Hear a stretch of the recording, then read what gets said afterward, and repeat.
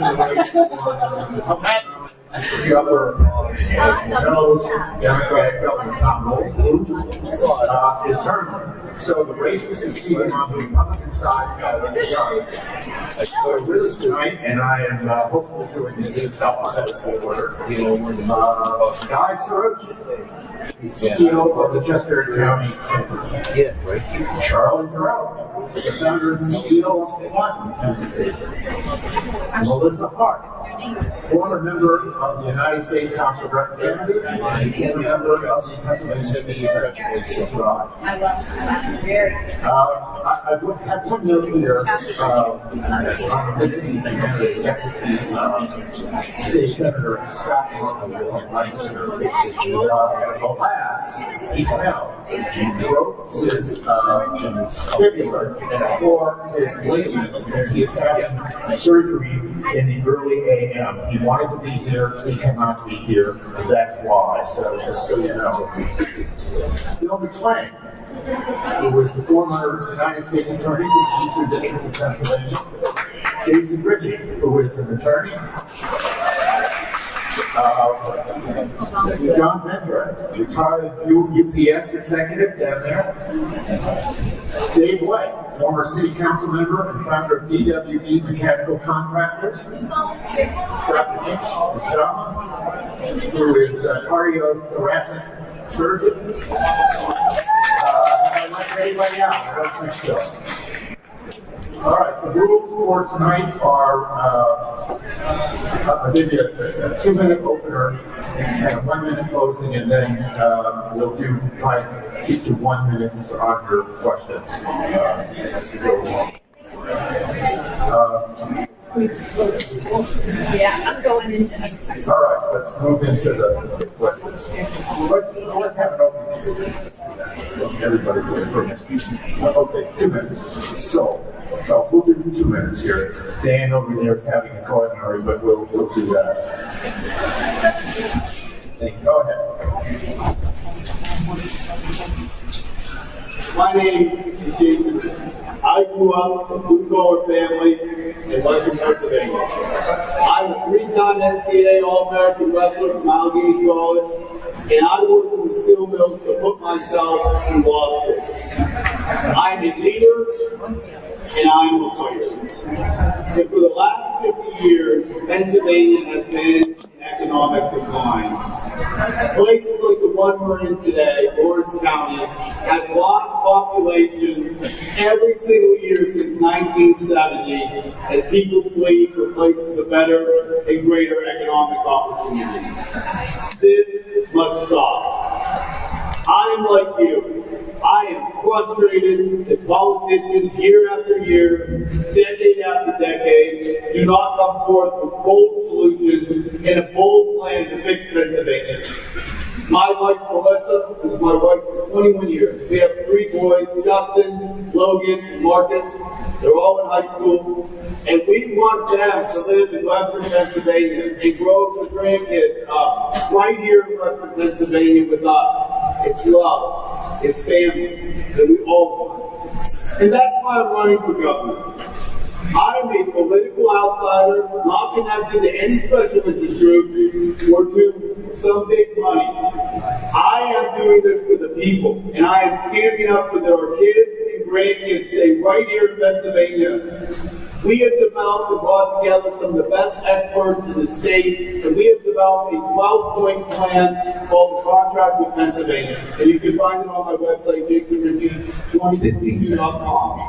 And if we bring ourselves down to 0% income tax, unleash our manufacturing and energy capabilities, we will make Pennsylvania an economic juggernaut where our kids and grandkids will stay. Thank you very much.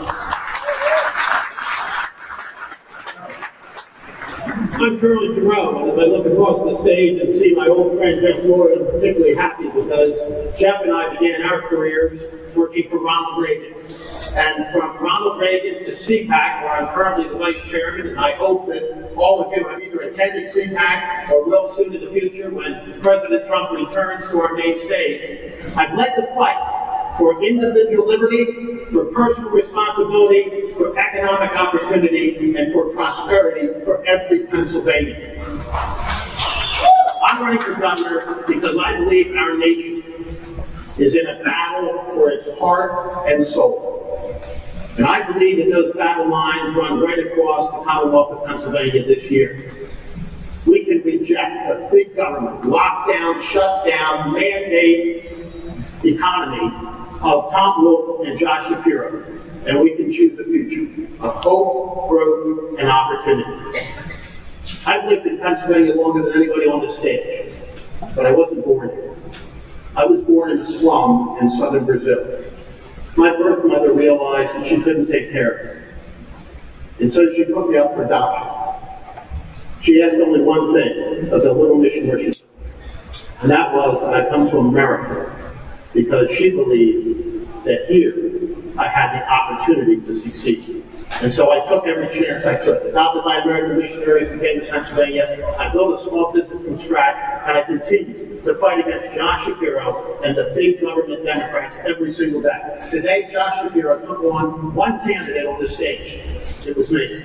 And you know when that happens, you did a wrong turn. So I'm asking all of you for your help in this fight, because although I'm a happy warrior, I'm also a tough fighter. And I'm here from the people, for the people. Thank you.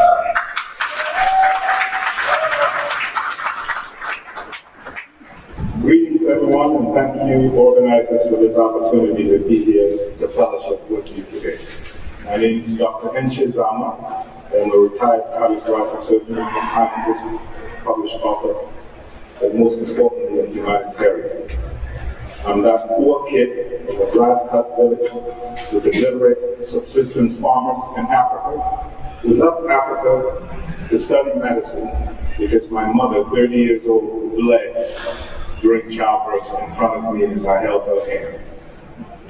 And armed with $20 and God's help, I arrived in America and went on to acquire one of the most enviable educations I could ever ask for. And I stand here today because I want to lead the charge to make a better future for the children of this state, because whatever policies we craft and strategies ultimately hinge on what's in the best interest of the future of our children. As I've traveled across all 67 counties, the one thing that I've learned and I've come away with is that there are two major diseases afflicting the great men and women in Pennsylvania: apathy and mediocrity. I intend to address those as your servant. I'm not running to be a governor. I'm running to be a servant at the highest level of excellence. And the power to wield a scalpel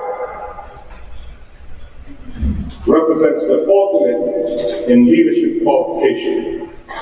Your battle-tested to be strength. You have to be a compassionate, critical thinker. You have to have a holistic view on human life. You have to be trusted by the person looking up at your knife. You have to be committed to excellence, and you have to be able to lead a high-performance team and make life and death decisions on a daily basis and on the spot.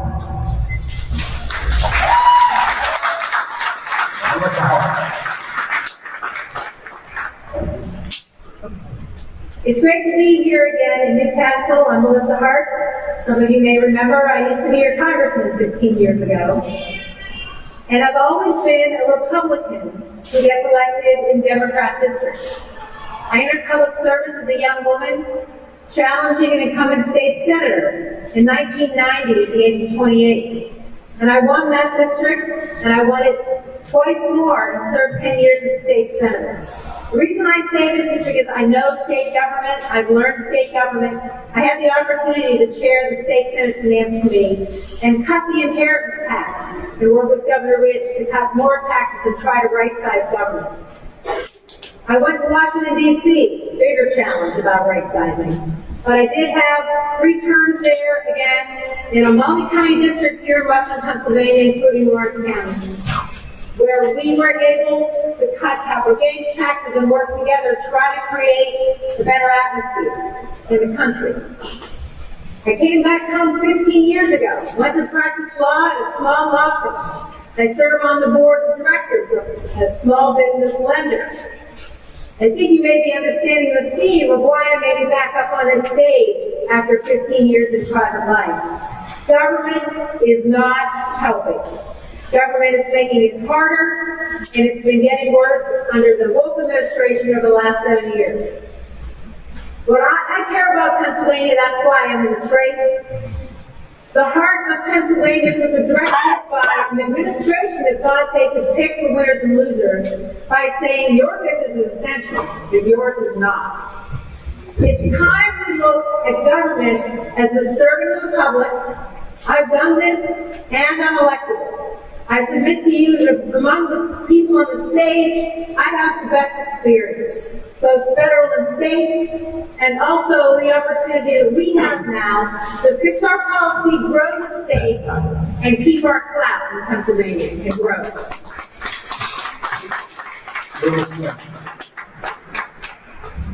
Incompetent, far-left politicians have allowed crime to run rampant. Inflation has robbed our paychecks. Mandates have shut businesses and schools. And our individual rights and our freedoms are under assault. A career politician cannot fix this, but I can. I'm Bill McSwain. I'm a native Pennsylvanian.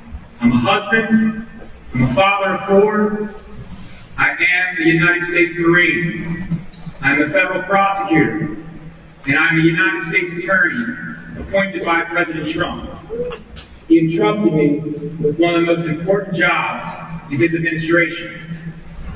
Public service is in my blood. Now, the motto of my Marine Corps unit is whatever it takes. As governor, I will restore freedom and law and order.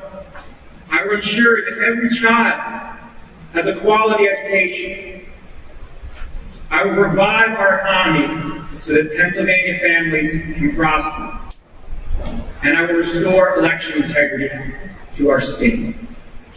Whatever it takes. Thank you.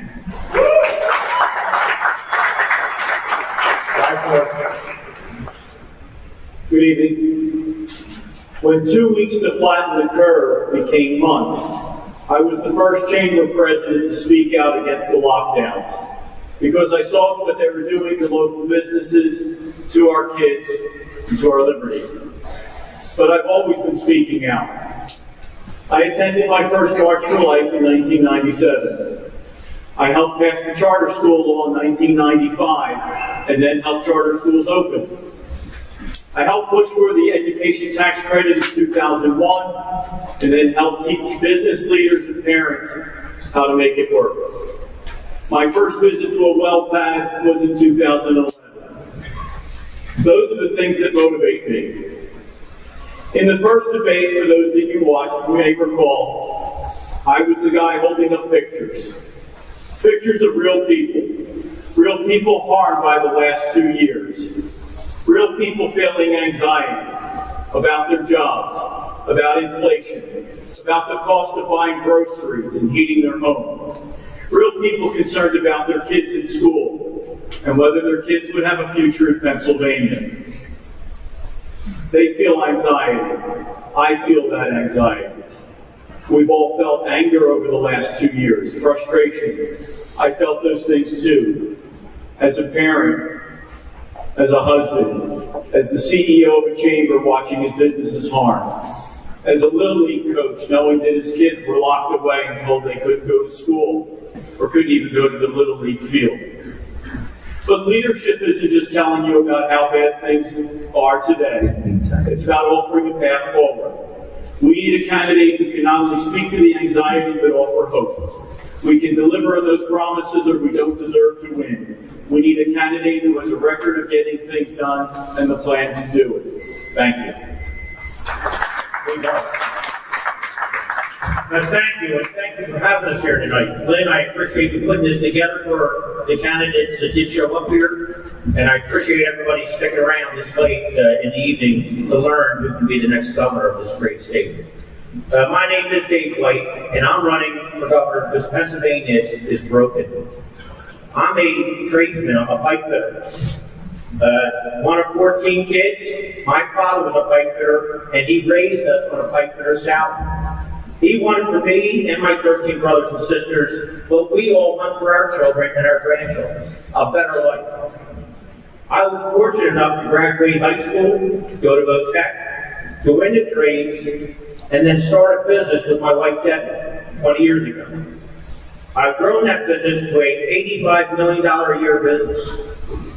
That's through hard work, honesty, and integrity, which my father did teach us. I am living the American dream, something that can only happen in America. And I want to make that also be able to happen in Pennsylvania. I want to be able to give our children that are going to high school the opportunities to live the same life, the same dream that I have. Throughout the night, you're going to hear different proposals of how we get our economy going. We all have great ideas. I have a plan that we can tap into our energy. I have a plan for school choice. I have a plan to expand our vocational education to give our children an opportunity to go into the trades. They're not utilizing our VOTECs as we should have. I'm a VOTEC graduate. I've done incredibly good throughout my whole life. I want to give that same opportunity to our kids.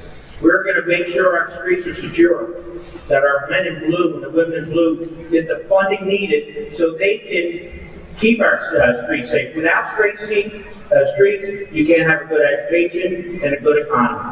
I'm looking forward to discussing that tonight, and thank you for having us.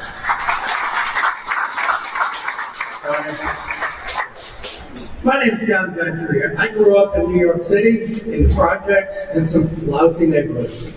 I'm street smart, and my background in education is in criminal justice. I had a 35-year career with UPS. The last 26 years was as an executive. I was promoted at 29 years old in one of the worst areas of Brooklyn and Queens. I've held many different hats with them in 6 different states. I was in charge of security, so you know I'm tough on crime. I was in charge of the crisis management team. I would have handled COVID totally different.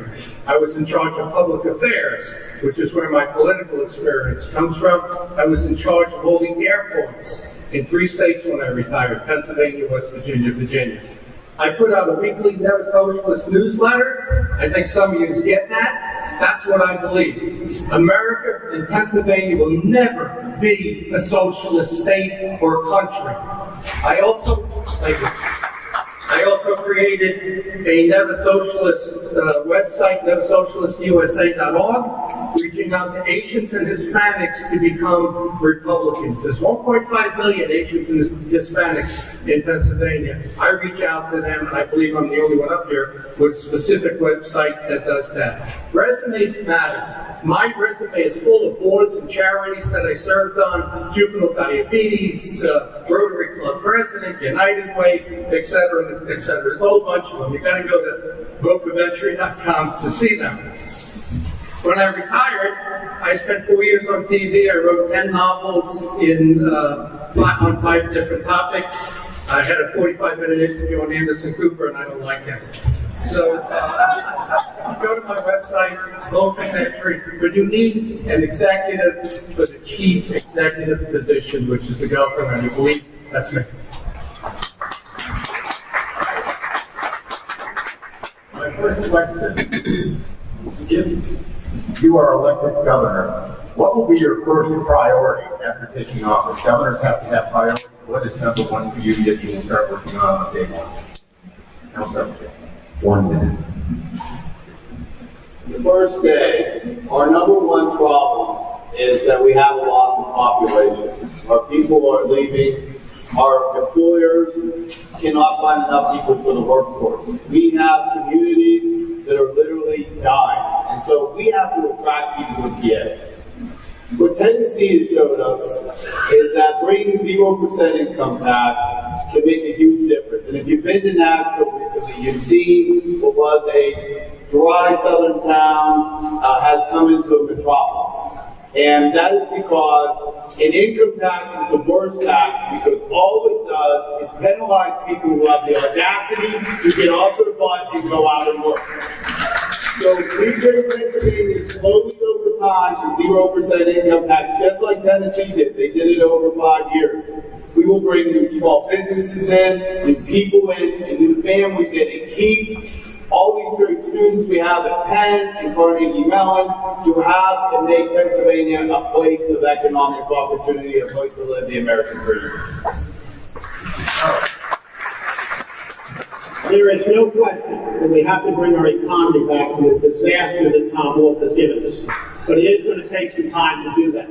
And so there's something we can do on day one that really matters. And that is have the legislature send to the governor's desk a bill to repeal Act 77. And I will find that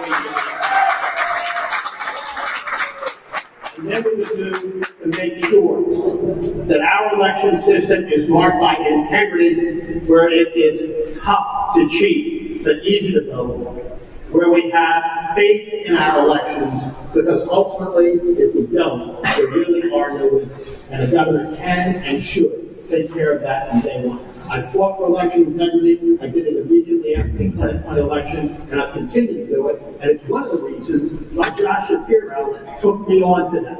We ought to all think about why he singles out one candidate to go after. It's because we're after him.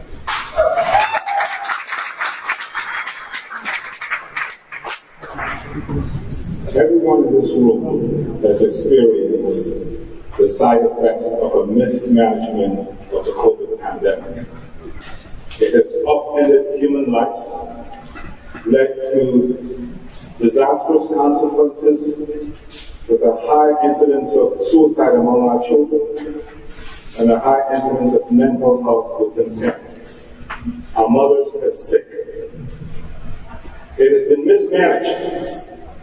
Unnecessary mandates, unnecessary shutdowns, and unnecessary fear-mongering.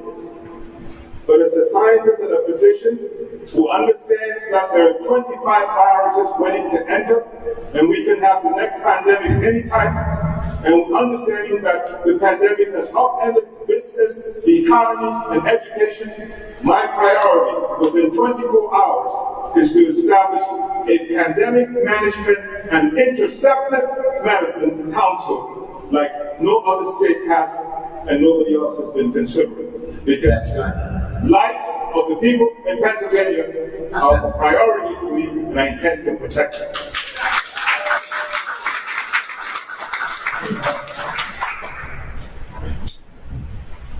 I think everybody has good ideas about what they would do on their first day. One of the things that's keeping our economy from coming back to life is the fact that we don't have any stability. From day to day, we don't know what our state government is going to do to us.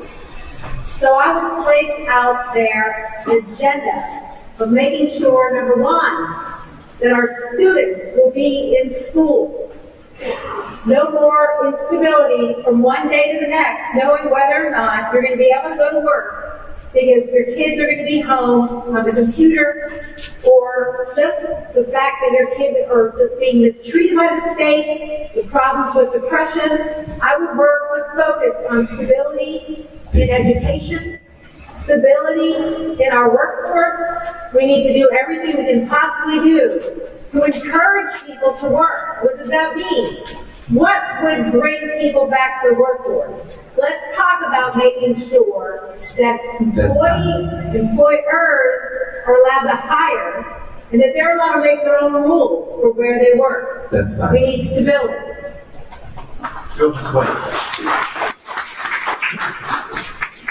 First order of business as governor would be to call a special session of the legislature so that we can get to work fixing our state. I like Charlie's idea. I agree that we should repeal Act 77, and the people who voted for Act 77 in this race should be held accountable for that vote. We need to repeal that law. Secondly, what I would also want to do with the special session of the legislature is to have meaningful education reform. Model after current House Bill 1, which is a transformational school choice bill. I am the only candidate who has already issued a Parents' Bill of Rights. It starts with meaningful school choice. And I want to be clear, school choice is not anti-public education. I'm a product of public education. I support public education. But school choice means we're going to support students and families and teachers, and we are not going to support the teachers' unions. The days of the teachers' unions calling the shots will be over.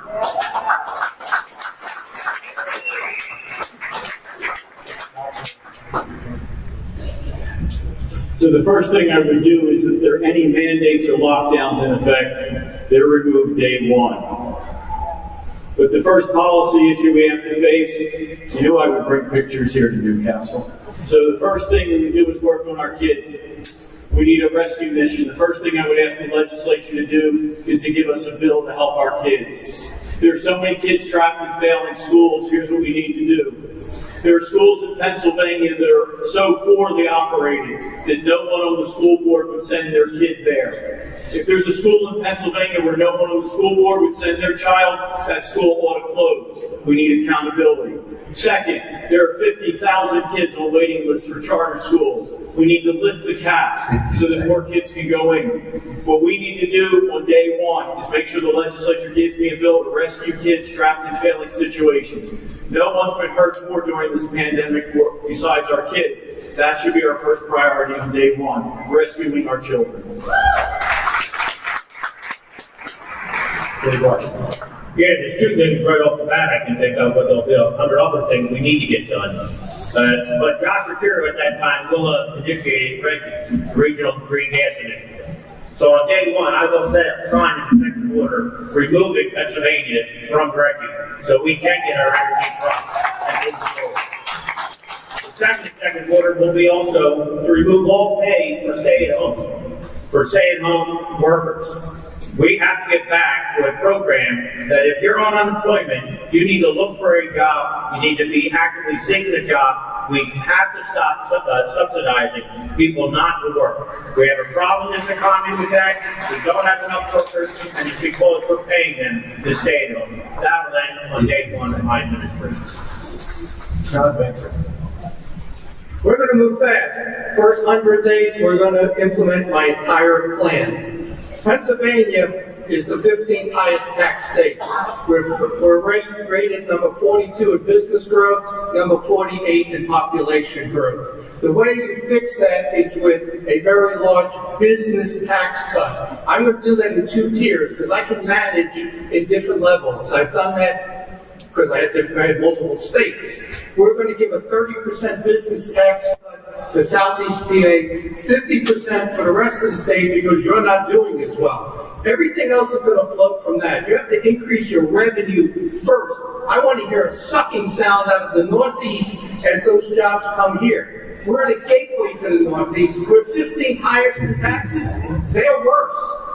So, Pennsylvania's right through Pennsylvania. They don't even stop for gas because our gas tax is so high. So what I would do is I'm going to cut the size of the government, I'm going to cut the size of the legislature, and we're going to have a 5% reduction in the size of government. Thank you.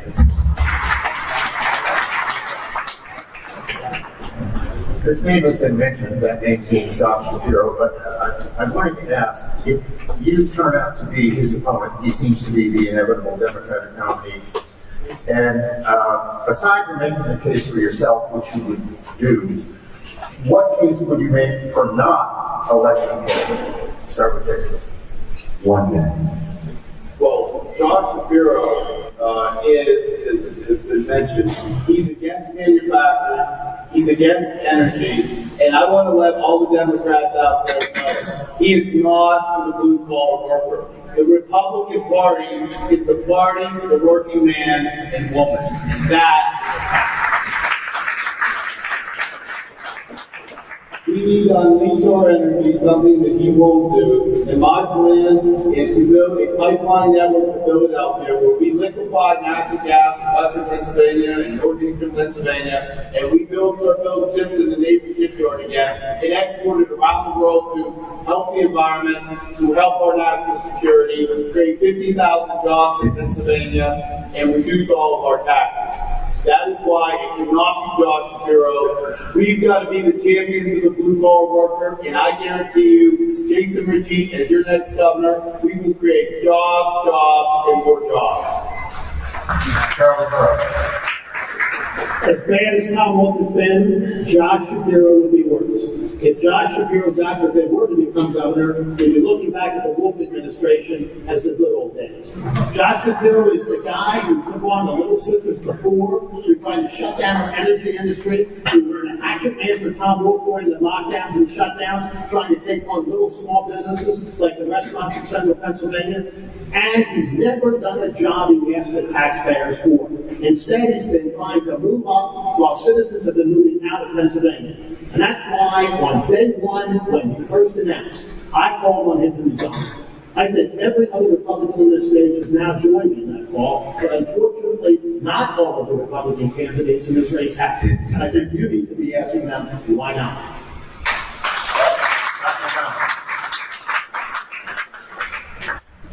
If you set low standards, expect poor outcomes. Josh Shapiro would not qualify as leader, and I still love him. Let me explain why. I'm his ultimate nightmare, and I'm the ultimate package deal. The critical issues that are confronting the people of Pennsylvania, including our children. Education. Some may talk about it. I have built schools, and I currently continue to support schools. My own journey speaks for itself. Energy decisions have been politicized, and he's on the side of politics. My decisions will all be burdened on humanism. What's important for the people in Pennsylvania, many of whom are suffering right now this winter. As far as healthcare is concerned, the things that I want to do for Pennsylvania, he'll have no clue. So they asked me to compare myself or to accept him as a leader. I will not, because he just doesn't have what it takes to lead, a heart and a sense of humanism. Thank you.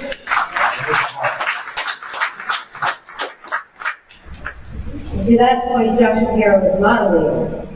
Josh Shapiro, during his public service, has proven himself to be quite the tap dancer.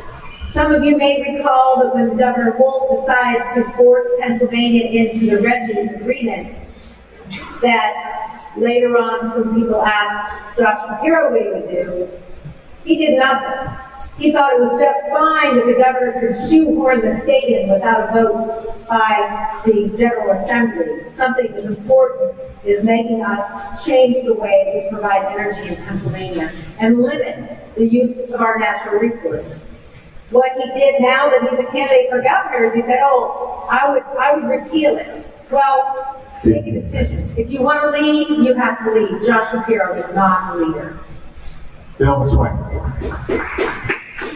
I am the only candidate who can defeat Josh Shapiro. I am the only candidate with any law enforcement experience. Josh Shapiro should not be governor because he has failed Pennsylvania as Attorney General. And I know all about it because I served as a United States Attorney in the Trump administration. Let me give you an example. We had terrible riots in Philadelphia 2 summers ago. Josh Shapiro did nothing to help me to put down those riots. The U.S. Attorney's Office alone, and I alone, went out and charged everybody who had torched the police car, blown up an ATM, started a riot, started a fire, and tried to burn businesses in Philadelphia, and I stopped those riots. And I got no help from Josh Shapiro because he was concerned about his political future and not offending the radical left part of his party instead of serving the citizens of Pennsylvania.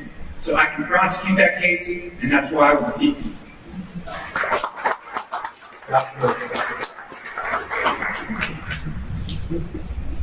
So Josh Shapiro is wrong on crime. The next violent crime in Philadelphia that he prosecutes will be the first. As Tom Wolf's lawyer, he's been wrong on lockdowns and liberty. He broke the ballot questions and tried to defeat vote yes that all of us worked to pass. He sued the natural gas industry. He's against gas. He's against coal. He's against manufacturing. I don't know why anyone in Western Pennsylvania could support Josh Shapiro. It comes down to this.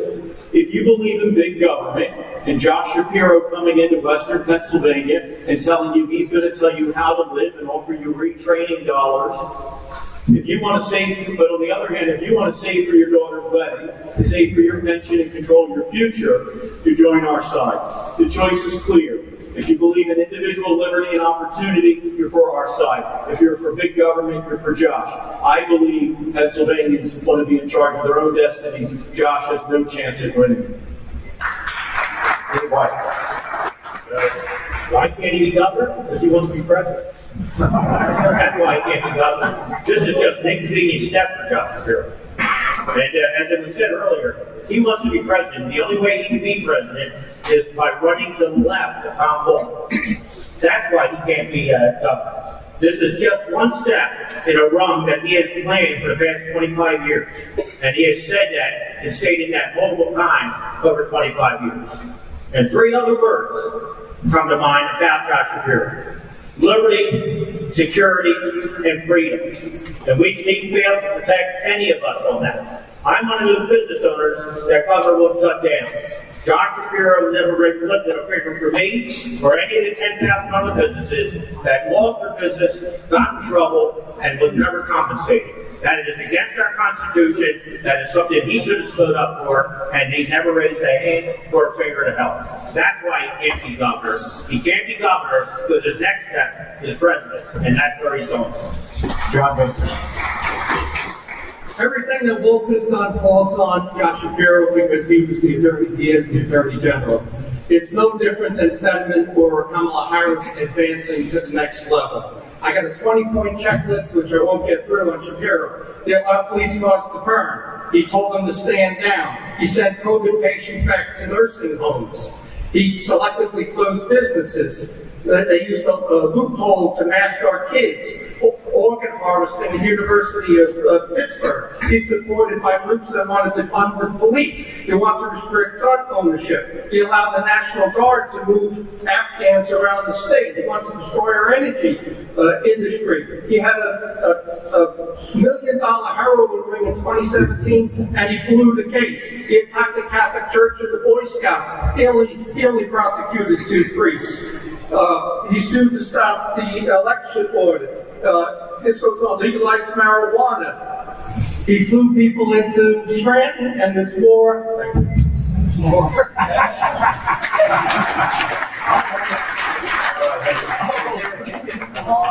It's all too familiar for all of us. In the last several years, there have been repeated incidents of voter fraud in Pennsylvania.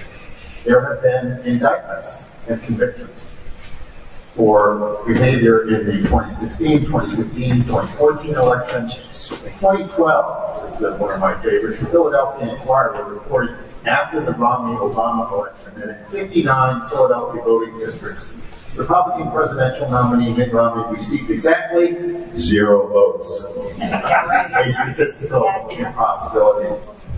I happened to cover a press conference in October of 2008 at the Pennsylvania State Capitol, held by a retired Pennsylvania Supreme Court Justice, the Dauphin County District Attorney, and the then Pennsylvania Republican State Chairman, Ron Gleason, who said that the corrupt and now disbanded Group Acorn submitted 252,595 registrations between March and October in Philadelphia, with 57,435 rejected for faulty information.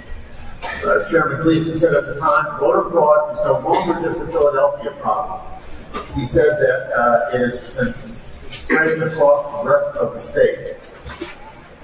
And then my favorite story here, one of my favorites, is the 1994 special election for the state Senate. And the Republican nominee, Bruce Marks, a former aide to Senator Earl Specter, was running against a Democrat named William Stinson. The Democrat won, and Democrats in Harrisburg seated him. Bruce Marks, no dope, took this to federal court and proved beyond a shadow of a doubt that there had been funny business going on. And as a result, the New York Times ran a front page story quoting the federal judge who overturned the election. And he said the Philadelphia election system had collapsed under a, quote, massive scheme, unquote, by Democrats to steal the election. And as you all know, former President Trump believes the 2020 election was stolen. So my question, as candidates, do you have confidence in the Pennsylvania election system? If you turn out to be the Republican nominee for governor and you're one-on-one with Josh Shapiro or whomever, do you have confidence you're going to be treated honestly and fairly with the vote count? I'll start with you. 1 minute. Pennsylvania lacks election integrity. The Republicans inspired Governor Wolf to create Act 77 in 50 days of mail-in balloting. Is unacceptable. This leads to voter harvesting and led to numerous problems and irregularities throughout our election process. We must, and I will, as governor, lead the effort to repeal Act 77. We must do it, and we will do it, and we will go back. It is both unconstitutional under our state constitution, which calls for voters to go to the polls and gives reasons for absentee ballots, but it's also bad policy because it takes away from our integrity. The Jason Ritchie election integrity plan is threefold. 1, we repeal Act 77. 2, we mandate voter ID for everyone that comes to polls. They should say who they are. And 3, we will do a statewide holiday for public general elections so that everybody has an opportunity to vote. We have enough poll workers and eyeballs out there everywhere watching what's going on. Repeal Act 77. Just a moment ago, you heard me call for the repeal of Act 77 as my first act of business. That's where the priority will be, because we simply can't have it. The Carter Commission, for crying out loud, said that that was the biggest opportunity for voter fraud, mail-in ballots. But I think there's more to it than that. We've got to end ballot harvesting. Our campaign is going to be centered on wiping out the fraud before we get to Election Day, because we know where it's occurred. And there's another element here where a governor can have a disproportionate influence. Very few states in this union, only 9 to be precise, have a governor's power to appoint the Secretary of State who administers our elections.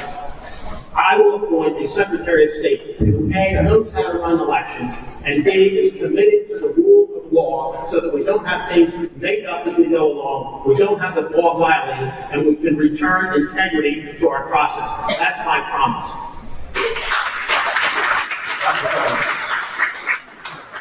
I'm the only one on this podium who's experienced dictatorships. Nothing greater undergirds democracy as we know it than the right to vote. And for somebody's ballot to have movement. This is not rocket science. I ask 3 questions. What's the problem? Why does it need to be corrected, and how can we correct it? The problem, obviously, is voter fraud. Where there's smoke, there's fire. Why does it need to be corrected? It's obvious. A lot of people die so I can stand on this podium, so you can sit here. It's just, we need the right to vote to maintain our democracy. How should this be addressed? So, let's start with some more things first. Voter ID, electronic ballots, and revisit our Constitution and repeal Act 77.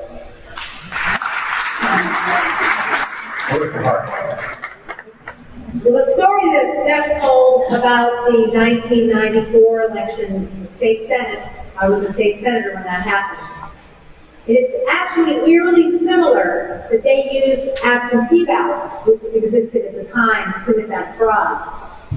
They look exactly like your mail-in ballots. And it's very easy to harvest absentee ballots, as it was at that time, and very easy also to harvest the mail-in ballots. We have to do a lot of things, but first of all, we have to prohibit counties from sending ballots to people who don't request them. Yeah. We need to follow the law when it comes to what is a valid vote.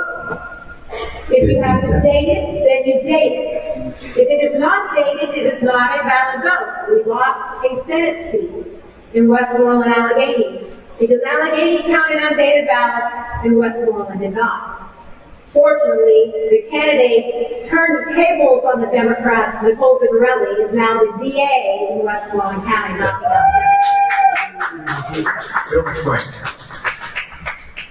Voter fraud exists. And I know it because I prosecuted it as U.S. Attorney. and I'm the only candidate in this race who was prosecuted for voter fraud. Let me tell you about one of my cases. It's from South Philadelphia. Judge of elections, a Democratic judge of elections, was supposed to supervise the polling place. Instead of supervising the polling place, when there was a lull in the action and there weren't voters at the polling place, he would look around. And when the coast was clear, he would go up to the machines and he would just input as many votes as he could. There's even a name for it in South Philadelphia. It's called ringing up votes. So you could ring up as many votes as possible. We figured out what he was doing, we prosecuted him, and we convicted him. I want safe, secure, free elections. I will work for that as governor, but it's going to take a tough prosecutor to clean up this mess. That's who I am, and that's what I'll do.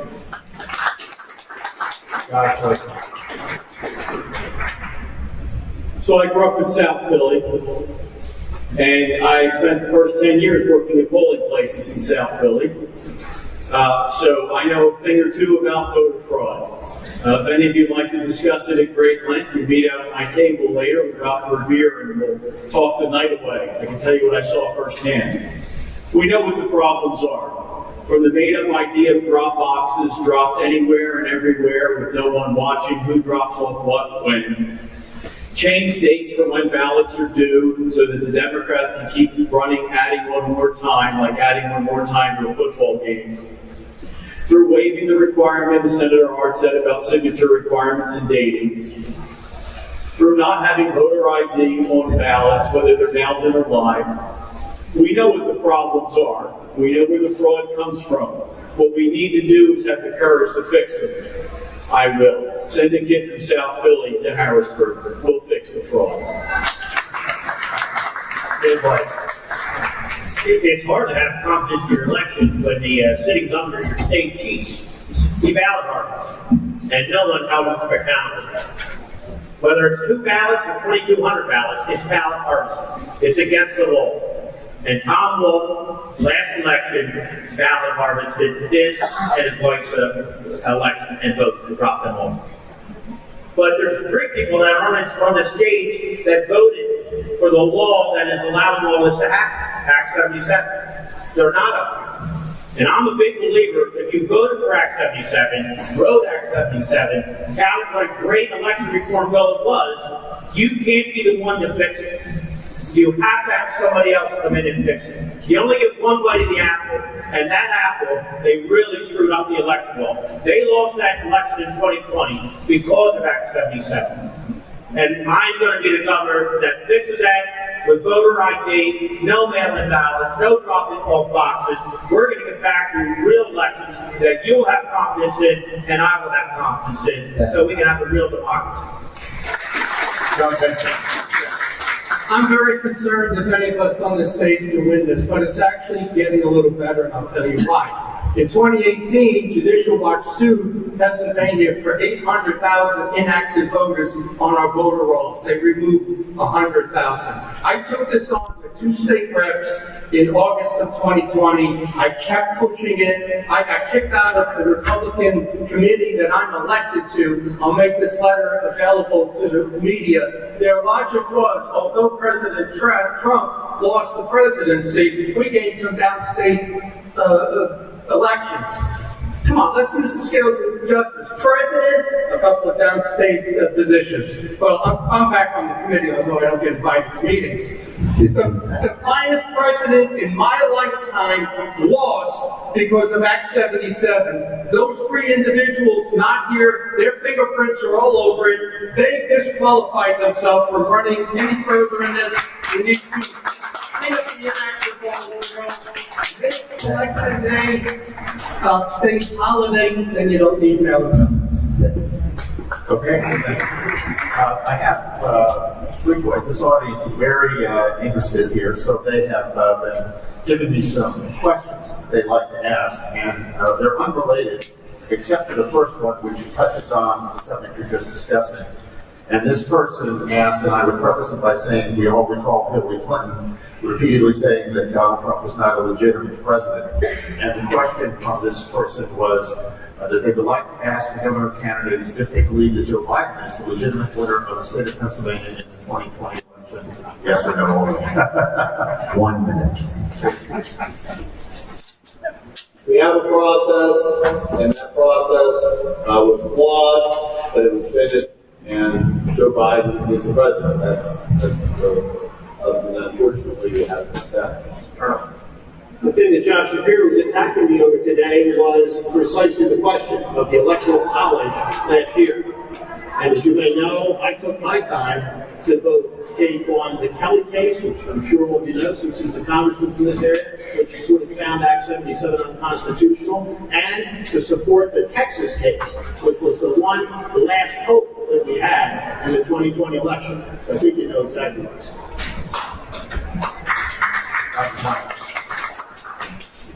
I'm a surgeon. When somebody dies at the hospital, an untold death, what do? An autopsy. I've been very supportive of election forensics. Why? Because at the hospital, we want to know what went wrong, and so we can avoid a similar occurrence in the future. I don't want us to dwell on what's past, but I believe that we should do a forensics. So moving forward, everybody's vote will count in the state. And let's not get caught up on the trap where we're here in this forever, because everybody's vote should count. I think our biggest problem last election was that the people who were charged with administering the law ignored it. Too many people manipulated the election. We should have no drop boxes. We should have no other delivery of votes other than by the voters. And in my opinion, the last election was done shoddily, it was unclear, and it's impossible to tell what happened. Unfortunately, Joe Biden is the president, but he's a bad president. Donald Trump did a lot of great things for this country. If he were still in the White House, we wouldn't be dealing with the crisis of the border, we wouldn't have had the shameful withdrawal from Afghanistan, we wouldn't see the runaway inflation that we have now, we wouldn't have a whole host of problems we're dealing with because of Joe Biden. And if Donald Trump runs in 2024, I hope he wins, and I'll do everything I can to support him.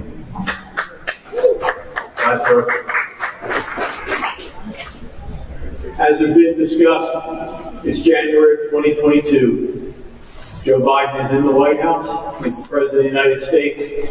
And the next opportunity we get to remove him is in 2024. I wish he weren't president. I didn't vote for him, but we're too far down the road now. I do think we need to look back and see what happened that was wrong so that it never happens again. We need to fix our laws here in Pennsylvania. We need to shine a light on the problems we have, and we need to fix them. But as we sit here in January 2022, the unfortunate reality is that Joe Biden's president. And everybody in this room and everybody watching needs to roll up their sleeves and get together so that in 2024, he's sent back. Yeah, unfortunately, Joe Biden is the president, and you can tell because the inflation is 7%. The unemployment rate's not going down as fast as it should, and more businesses are going out of business than are becoming business. That's what happens when we have an Act 77. That's what happens when a Democrat is elected, whether it be a governor or the president. The economy suffers, people suffer. We need to change it so it never happens again. We need to move forward and make sure that our voting laws, you have confidence in it, and that it's for one vote, for one person, and one person only. Unfortunately, we need to fix that Act 77, get rid of it, and rewrite that law so we do have confidence against it. But unfortunately, we need to put up with Joe Biden for another 2 years, almost 3 years, and suffer through this inflation. It's not going to change until we change Act 77. John Venturi. No, Joe Biden is not the legitimate president.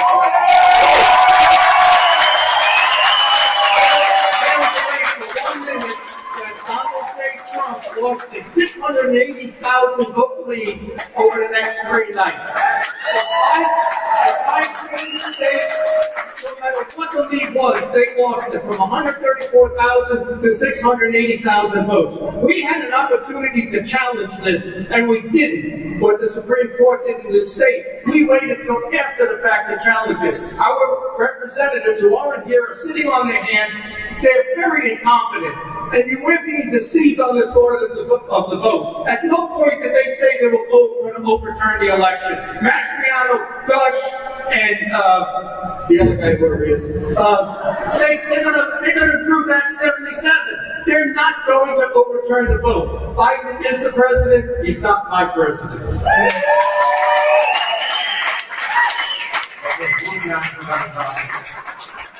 Unfunded mandates in Pennsylvania dealing with water quality for agriculture.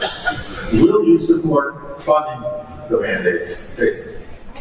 1 minute. We have to do everything necessary to promote agriculture. It's the #1 industry in Pennsylvania, and we got to make sure that they get the water, the supplies they need. We need to bring down the cost, which is the #1 factor hurting our farmers. And we can do that by using our natural gas that we have, creating fertilizer plants in northeastern Pennsylvania. We can have dry fertilizer to get cheap products. We can get water for our farmers through subsidies to help them survive. We can bring down the second highest gasoline price in the entire country. Only California is higher. And by bringing that down, it will not only help everybody in this room, but it will help our farmers who are barely making money. We will do, in a Ritchie administration, everything we can to bring the cost of farmers down, whether it be water, fertilizer, and our gasoline prices. Charlie Durrell. Unfunded mandates are a huge problem across the board, that they particularly impact agriculture. I spent the week at the farm show, that great showcase in Pennsylvania agriculture, which is our #1 industry. It provides us $100 billion, more than that actually, in economic activity in our state. It supports 300,000 direct jobs and an equal number of indirect jobs. And what are we doing to agriculture right now? We are not supporting them the way they need to be supported. I'm proud to have the support of Congressman G.T. Thompson, who is going to be the chairman of the House Agriculture Committee in Washington, D.C. starting next year. And his advice, his counsel has been invaluable as we work to keep our young people on our Pennsylvania farm. Yes, water is part of that. Dealing with these unfounded and unfunded mandates is critical, and we will make that job one. Agriculture is near and dear to my heart. I was a farmer. I had my farm, and from that farm, the pineapples, mangoes, and oranges, I was able to fund part of my education. Our farmers are suffering. They've been marginalized. And so, my colleague, and I agree with it, the farming industry, agriculture here, is to the tune of about $183 billion and employs over 500,000 people. So, I have a moral mandate, an ethical mandate to support them as government.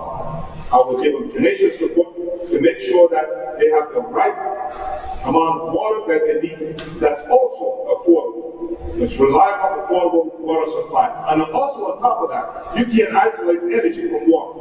I will make sure that we use our natural resources and provide the energy that they need to be able to produce their crops. We only think about them 3 times a day, breakfast, lunch, and dinner. Only 2% of them take care of 98% of us. They deserve it, and not from us and an embrace. Thank you. Melissa Hart. Agriculture is actually the one industry in the Commonwealth that has been dominated for many years by family businesses. And as finance chairman, when I was in the Senate, I made it a point to reduce the inheritance tax so that those family businesses can be passed from generation to generation. I'm quite familiar with a number of the challenges that the state and federal governments have put in front of these family farms over the years.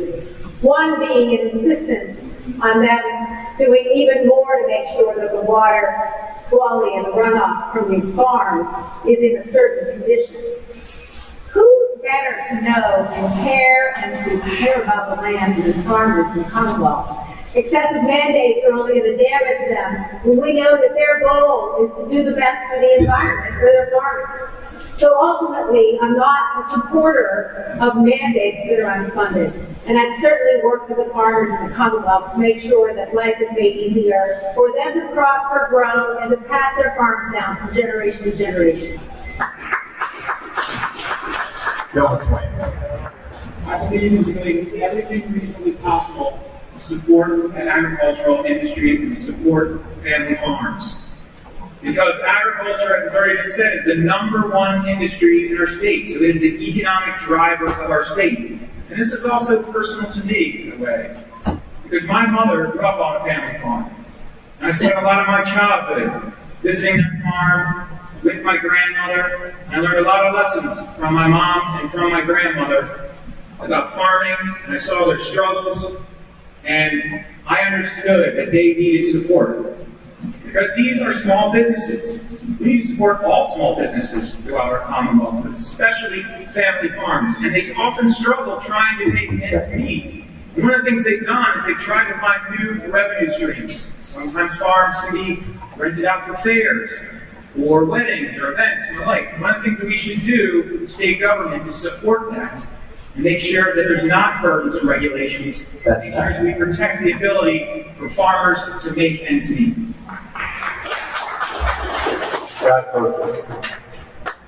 So when it comes to these unfunded mandates, the real issue isn't who pays. It's about getting rid of the mandates. It's about streamlining. That's the real issue. It's not figuring out which level of government or which person is going to shell out money to take care of some bureaucratic maze. It's about figuring out the way to get rid of them.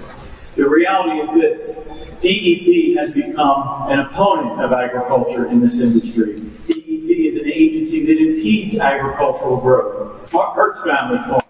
The reality is the Department of Labor has become an opponent of agriculture in the state and hurts family farms. What we need is to upside down the way things are now, turn them back to the way they should be. That's why I've committed to have a cabinet level official whose job it will be to focus on job growth, to get us through this maze while we reduce regulations. My administration will be unique, unlike any other. The focus of my administration will be to weaken the power in Harrisburg and increase the power in everyday lives and our businesses and farms. That's the difference that I'll make. Dave White. No, we definitely got a couple of farmers, without a doubt. Agriculture, as I said many times here, the largest industry throughout Pennsylvania. And we cannot keep putting the burden on them, whether it be gas tax, whether it be unfunded mandates, whether it be not allowing them to sell their beef wholesale into the different stores throughout this great state. We need to do that. We cannot keep holding them back and not allowing them to compete against the larger corporations. Under Dave White administration, there will be a fair shake for our farmers. We will make sure there are no unfunded mandates pushed down to them, and that they product, their hard work, where it needs to be sold so they can make a better living in Pennsylvania. The three largest industries in Pennsylvania are agriculture, manufacturing, and mining, none of which require a college education. They have apprenticeships. So you want to direct some of your younger people to that area. I will be absolutely farm friendly. I will appoint an agriculture secretary who is a farmer and not a politician. Their challenges are they can't pass their costs on. The prices are set. If they have a flood and washes away the topsoil, they have to eat those extra expenses. It's a unique industry. They need grants and incentives. I will give it to them. The environmentalists, the left, the conservatorship, like fracking, like oil, like farming, they try to cut the nose off the face that runs the state for them. When you see your shelves empty in stores, remember, locally, it's our #1 industry. Pennsylvania gets their stuff first. I support farmers. Okay. We're moving to transportation.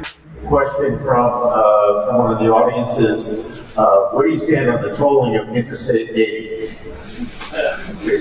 1 minute. Right now, Pennsylvania, not only the tolling of Interstate 80, but all throughout western Pennsylvania, the bridges and roads that they want tolled. These are tax increases. It is no different with the Pennsylvania Turnpike. We have a group of unelected officials who are doing construction after construction after construction to give us the most expensive road in the entire world. Okay? We are overtaxed as a people. We have the most expensive road in the world. And I will do everything in my power to stop any further tolls of any road or bridge in Pennsylvania. We should eliminate the Pennsylvania Turnpike Commission. All it is a place for the politicians that work their friends to make $200,000 to get a pension. And they can raise our taxes, but not our representatives. We will eliminate it, we will cut it down, and we can either privatize it or have PennDOT take it over at a much more affordable rate. But no more tolling of any road. Now you should tell me, before you tell me what you're going to do, show me, and we responded to their call. And I wanted to toll all of us in this to listen once more. People are suffering. And the problem here is that the use of our highways. I agree that we should not be tolling the population. Because how do we do those repairs? How many resources that we need to maintain the pursue policies that encourage? I think it stinks.